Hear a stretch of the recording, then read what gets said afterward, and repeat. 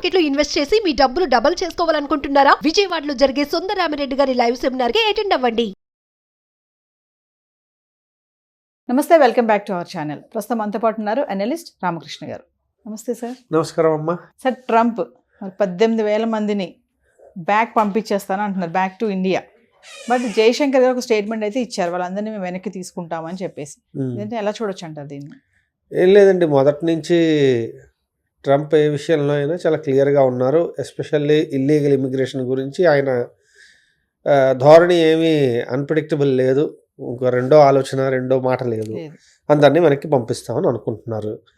అందులో ఏవో లెక్కల్లో 18,000 మంది భారతీయులు ఉన్నారని తెలిసింది. దాన్ని ఆ స్టేట్మెంట్ వచ్చిందో లేదో వెంటనే జయశంకర్ గారు పర్వాలేదండి, ఎవరు వచ్చినా తీసుకుంటామని చాలా సానుకూలంగా స్పందించారు. ఎందుకంటే ఈ ఒక్క విషయం మీద పెద్ద గొడవ చేసి మన పెద్ద పెద్ద కాంట్రాక్ట్లు కానీ పెద్ద విషయాలు కానీ మనకి యుఎస్ఏతో ఉంటాయి కాబట్టి అలాంటి వాటిల్లో ఇది చాలా చిన్న సమస్య.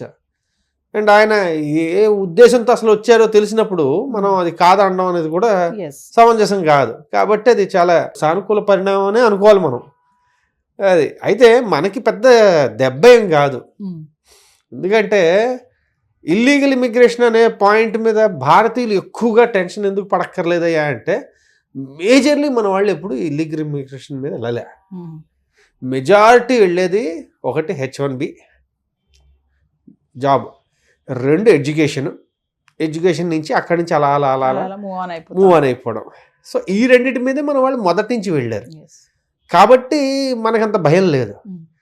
ఇప్పుడు ఈ మధ్య ఏదో మెక్సికోతో ఏదో గొడవ వస్తుంది, మొత్తం అందరినీ పంపించేస్తాం, ఏదో 1 కోటి మందినో ఎంతమందినో 80 లక్షల మందినో నేను పంపించేస్తానని అంటే, మెక్సికో ప్రెసిడెంట్ అన్నట్ట నా దగ్గరికి ఎందుకు పంపిస్తా, అసలు అంతా వాళ్ళు మా వాళ్ళు కాదు, ఏదో మెక్సికో ద్వారా వచ్చి వెళ్ళినంత మాత్రాన వాళ్ళు మెక్సికన్లు అయిపోతారా, మాకు సంబంధం లేదు ఆయన. అలాంటి పెద్ద పెద్ద గొడవలు అవుతున్నాయి. కాకపోతే మన దగ్గర ఆ సమస్య ఎప్పుడు మనది పెద్ద సమస్య కాదు. మనదంతా చాలా పద్ధతిగా వెళ్ళి చక్కగా అందులో ఇమిడిపోయి మంచి దాని ఏమంటారు పౌరులుగా వాళ్ళు గుర్తింపబడుతున్నారు, మంచి కమ్యూనిటీగా గుర్తింపబడుతుంది. కాబట్టి ఇది చాలా మంచి పరిణామం. జరగనియండి, వన్స్ ఫర్ ఆల్ ఒకటి క్లియర్ అయిపోతుంది. సరే, అయితే మీరు ఇప్పుడు ఇలా ఇల్లీగల్ ఇమిగ్రెంట్స్ మాట్లాడుతున్నాం కదా మనం. ఇప్పుడు మెక్సికో వాళ్ళని, కెనడా వాళ్ళని ముందు పెట్టారు, మనం లాస్ట్లో ఉన్నాం.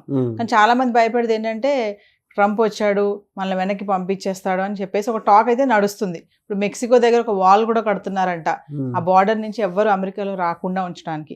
మరి ఇది మన వాళ్ళకి ఎంతవరకు ఎఫెక్ట్ అంటారు? అసలు మన వాళ్ళు భయపడాల్సిన అవసరం ఉంది అంటే ఏం చెప్తారు? అసలు సమస్య లేదు, మన వాళ్ళు భయపడాల్సిన అవసరం లేదు. ఎందుకయ్యా అంటే మనకి మొదటి నుంచి అంటే ఇందులో ఒక చిన్న విషయం ఉంది. ఏంటయ్యా అంటే స్వతహాగా భారతీయులు కానీ చైనీస్ కానీ చదువు అనే దానిలో సానుకూల దృక్పథమే ఉన్నవాళ్ళు ఉంటారు.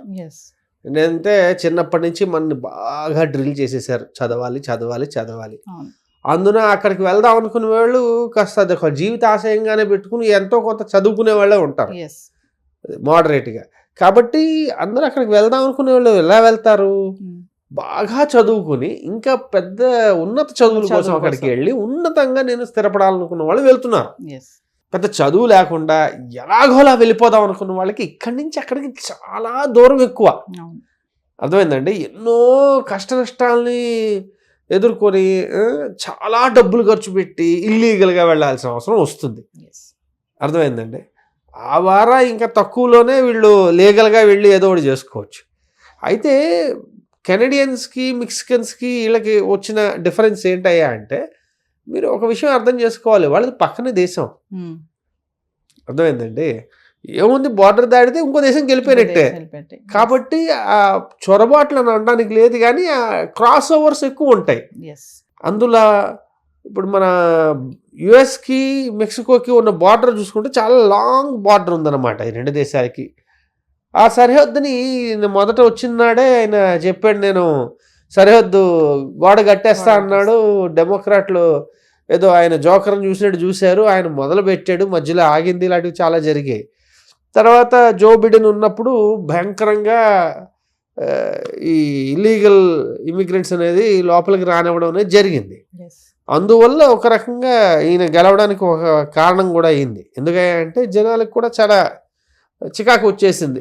ఏందే బాబు వీళ్ళు ఎవరిని పడితే వాళ్ళు రాణిస్తున్నారు, మన యొక్క రిసోర్సెస్ కానీ మన యొక్క ట్యాక్స్ మనీ కానీ వాళ్ళ మీద ఖర్చు పెట్టడం ఎంతవరకు సమంజసం అనే దీని మీద వాళ్ళు చాలా వ్యతిరేకతతో ఉండడం వల్ల బహుశా బార్డర్ వాల్ అనేది ఒక చాలా ఇంపార్టెంట్ పాయింట్ కింద అయిపోయింది. ఎందుకంటే ఏదో మెక్సికో వాళ్ళు మాత్రమే వస్తున్నారు అనుకుంటే అది తప్పు.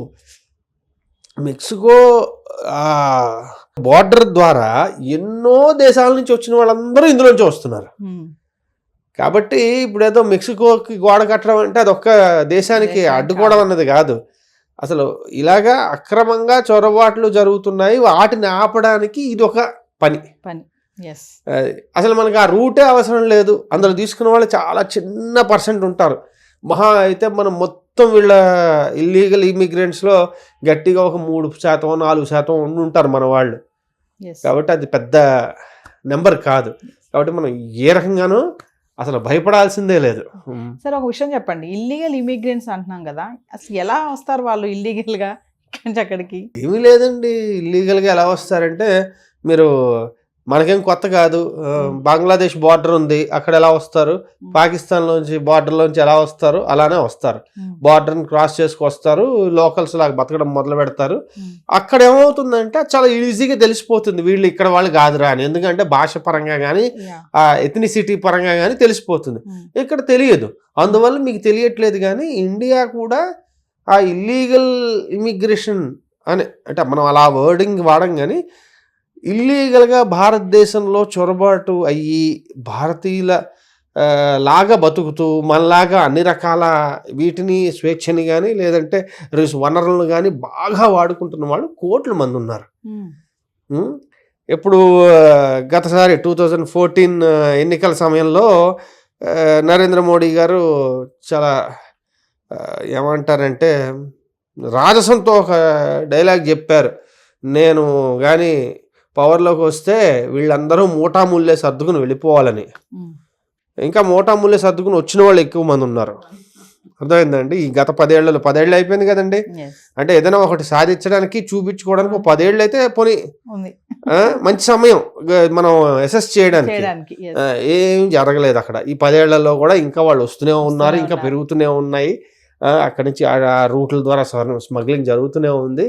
కాబట్టి ఏం చేయలేం, ఇదొక మనకి కొన్ని రియాలిటీస్తో బతకాలి, అలా బతికేస్తున్నాం అంతే.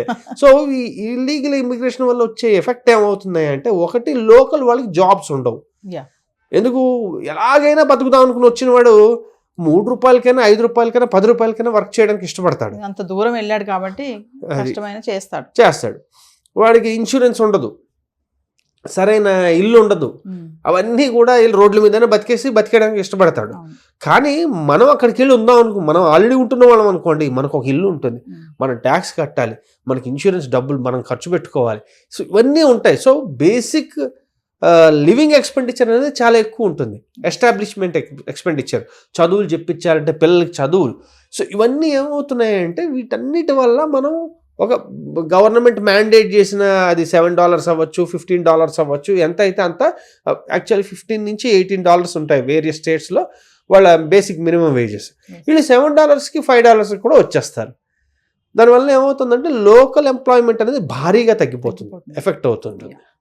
మన వాళ్ళు ఎప్పుడు మొదటి నుంచి ఆ పర్టికులర్ సెగ్మెంట్ ఆఫ్ ఎంప్లాయ్మెంట్లో మన వాళ్ళు ఎప్పుడు ఇంట్రెస్ట్ చూపించలే. సో ఇక్కడ నుంచి వెళ్ళిన వాళ్ళు ఏంటంటే మీరు అన్నట్టుగా తక్కువ వేజెస్కి ఏదైనా చేయడానికి రెడీ ఉంటుంది, కానీ ఇంత దూరం నుంచి అంత కష్టపడి వెళ్తున్నారు కాబట్టి హైఫైగా చేయాలని వాళ్ళైతే అనుకోరు. కానీ మనం అదే భారతదేశం నుంచి అనుకోండి, ఇంత దూరం నుంచి వెళ్తున్నాం కాబట్టి కాస్త మంచి స్థాయిలో ఉందామని అనుకుంటారు. అందుకు దానికి తగ్గట్టు ప్రయత్నాలు చేస్తూ ఉంటారు. సరేనమ్మా. హాయ్. మొట్టమొదటిసారిగా మన విజయవాడలో క్లాస్ రూమ్ ట్రైనింగ్ అండి, 1 డే క్లాస్ రూమ్ ఎన్విరాన్మెంట్లో ఆఫ్లైన్ వెబినార్ జరగబోతుంది. అండ్ ఇంట్రెస్ట్ ఉన్న పార్టిసిపెంట్స్ ఈ కింద స్కూల్లో ఉన్న నెంబర్కి రింగ్ చేసుకొని సీట్ బుక్ చేసుకోండి. దీంట్లో ETFs, index funds and mutual funds మీద completely and hand holding experience మీకు ప్రొవైడ్ చేయబడుతుంది.